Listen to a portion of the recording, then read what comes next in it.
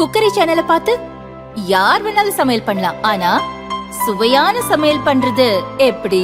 நான் இதயம் நல்லெண்ணெயில சமையல் பண்றேன். ஆஹா ஓஹோன்னு பாராட்டுறாங்க. நீங்களும் இதயம் நல்லெண்ணெயில சமையல் பண்ணுங்க, பாராட்ட வாங்குங்க. தினம் தோறும் வாங்குவே இதயம் இதயம்.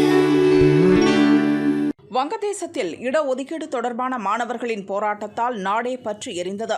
மாணவர் அமைப்பினர் மக்கள் இணைந்து நடத்திய புரட்சி மிகப்பெரிய வன்முறையாக வெடித்தது. 600க்கும் அதிகமானோர் இறந்தனர். பிரதமர் ஷேக் ஹசீனா ஆட்சியை இழந்து நாட்டை விட்டு வெளியேறி இந்தியாவில் தஞ்சமடைந்தார்.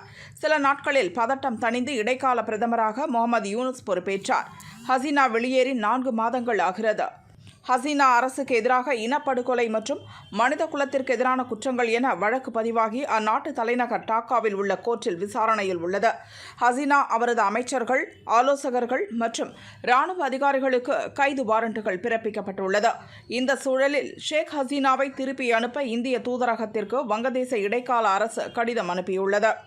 நீதித்துறை நடவடிக்கைக்காக ஹசீனாவை திரும்ப அழைக்க விரும்புவதாக இந்திய அரசிற்கு வாய்மொழியாக கோரிக்கை வைத்துள்ளோம் என தற்போதுள்ள வெளியுறவு அமைச்சர் தௌஹித் ஹுசைன் கூறியுள்ளார். ஷேக் ஹசீனாவை தங்களிடம் ஒப்படைக்க கோரி வங்கதேசத்தின் இடைக்கால அரசு பலமுறை கோரிக்கை வைத்து வருகிறது. இந்த முடிவு தொடர்பாக இந்தியா இதுவரை எந்த பதிலும் தெரிவிக்கவில்லை.